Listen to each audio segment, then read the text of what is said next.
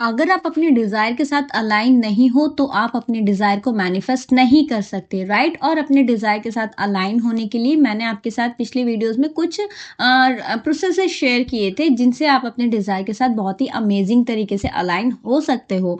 But problem ये है कि जो भी मैंने प्रोसेस शेयर किए हैं वो राइटिंग प्रोसेस हैं। जैसे कि पहले मैंने बताया था स्क्रिप्टिंग, जिसमें जो है आपको अपनी डिज़ायर को प्रेजेंट टेंस में लिखना होता है कि जैसे वो ऑलरेडी हो चुकी है।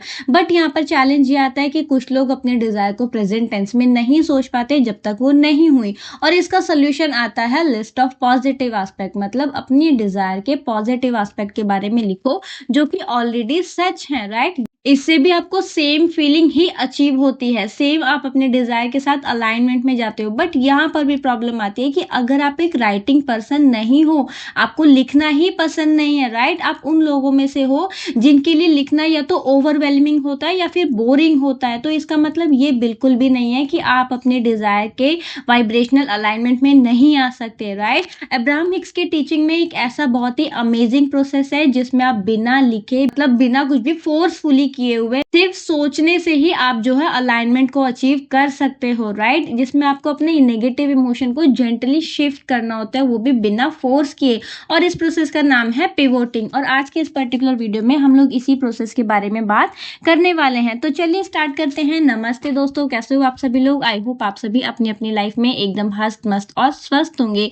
मेरा नाम है काजल और आप लोग देख रहे हैं we are the beautiful souls. तो चलिए स्टार्ट करते हैं। जैसे कि मैंने आपको बताया कि हम लोग एक ऐसे प्रोसेस के बारे में बात करने वाले हैं जो आपको अपनी डेली लाइफ में ना लाइट स्पीड अलाइनमेंट दे सकता है, राइट? वो भी बिना स्क्रिप्टिंग के, बिना लिखे, बिना किसी एफर्ट्स के। देखो, सबसे पहले हम लोग समझते हैं कि पिवोटिंग होता क्या है।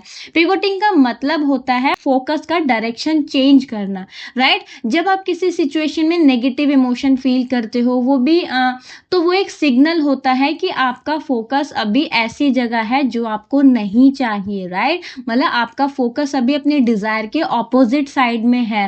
अब उस मोमेंट पर आप या तो उसी थॉट को कंटिन्यू कीजिए, राइट? या फिर आप अननेसेसरी का रेजिस्टेंस क्रिएट कीजिए। लेकिन ये सब कुछ करने से आप अपनी डिजायर से और भी ज्यादा दूर होते जाओगे, राइट? तो यहाँ पर अब्राहम हिक्स बोलते हैं कि अगर आपके साथ कभी भी ऐसी सिचुएशन आती है तो आपको यहाँ पर एक छोटा सा पॉज लेना है, राइट? और खुद से सिंपल से 2 क्वेश्चन पूछने हैं कि मुझे जो मैं सोच रहा हूँ वो तो नहीं चाहिए, राइट? अब मुझे ये नहीं चाहिए तो मुझे क्या चाहिए और मुझे ये क्यों चाहिए, राइट? जब आप ये सवाल पूछते हो ना तो आपका जो अटेंशन है वो प्रॉब्लम से सोल्यूशन की तरफ शिफ्ट होने लगता है। आपका जो वाइब्रेशन है ना वो ऑटोमेटिकली इंप्रूव होने लगता है, वो भी बिना किसी फोर्सफुल टेक्निक को यूज किए हुए, राइट? बिना किसी प्रेशर के। जैसे मान लो कि आपके दिमाग में जो है ये थॉट्स कंटिन्यू चल रहे हैं कि मेरे पास पैसा नहीं है, हर चीज में रुकावट आ रही है, मतलब मनी को लेकर के आपके जो दिमाग में अननेसेसरी के अनवांटेड थॉट्स लगातार चल रहे हैं, राइट? अब आप यहाँ से कैसे पिवोट कर सकते हैं?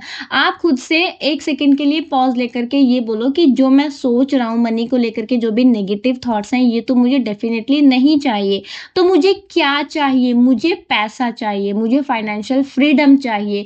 अब ये पूछिए कि मुझे ये पैसा क्यों चाहिए? क्यों? क्योंकि पैसे से मुझे फ्रीडम मिलती है, राइट? पैसे से मेरा टाइम एंड एनर्जी सेव होता है, पैसे से मैं अपना पैशन फॉलो कर सकता हूँ, पैसे से मैं पूरी दुनिया घूम सकता हूँ, पैसे से मैं अपनी फैमिली के साथ टाइम स्पेंड कर सकता हूँ, है ना? क्वालिटी टाइम स्पेंड कर सकता हूँ।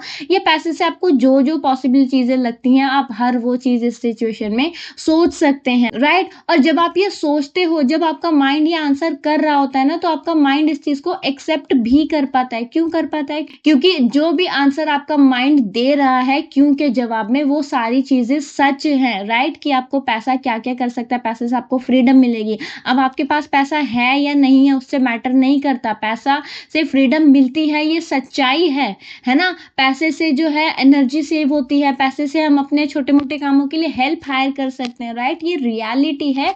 इसीलिए जो हमारा माइंड है, जो हमारा कॉन्शियस माइंड है, वो इस चीज को, इन स्टेटमेंट्स को एक्सेप्ट कर पाता, चाहे आपके पास वो हो या फिर ना हो। ये रीजन वैलिड है, रियल है, राइट? और जब आप इन पे ध्यान देते हो ना तो आप उसी वाइब्रेशन को अचीव करते हो जो आपको स्क्रिप्टिंग से मिलती है, जो आपको लिस्ट ऑफ पॉजिटिव एस्पेक्ट से मिलती है।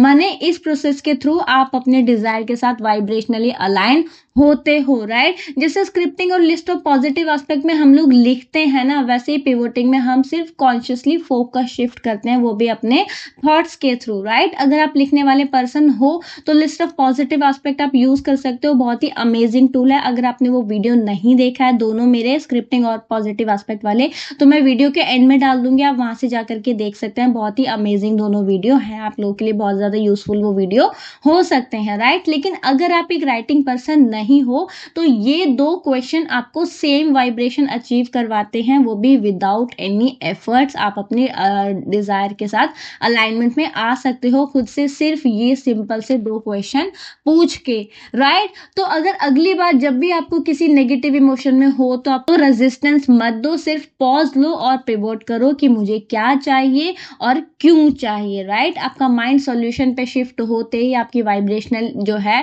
नेचुरली अपलिफ्ट हो जाएंगी, और इसी तरीके से बिना लिखे बिना पुश के आप अपने डिजायर के साथ अलाइनमेंट में आ जाते हो, राइट? तो चलिए आज की वीडियो को हम यहीं पर समाप्त करते हैं। वीडियो आपको कैसा लगा कमेंट सेक्शन में जरूर से बताइएगा। आई होप आपने वीडियो से काफी कुछ सीखा होगा।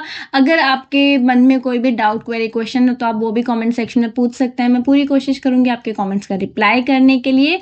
और बाकी अगर आपने वीडियो को यहाँ तक देखा है तो आपका दिल से बहुत बहुत धन्यवाद। अब हम मिलेंगे नेक्स्ट वीडियो में, तब तक अपना खूब सारा ध्यान रखिए एंड याद रखिए, we are the beautiful souls. Bye bye.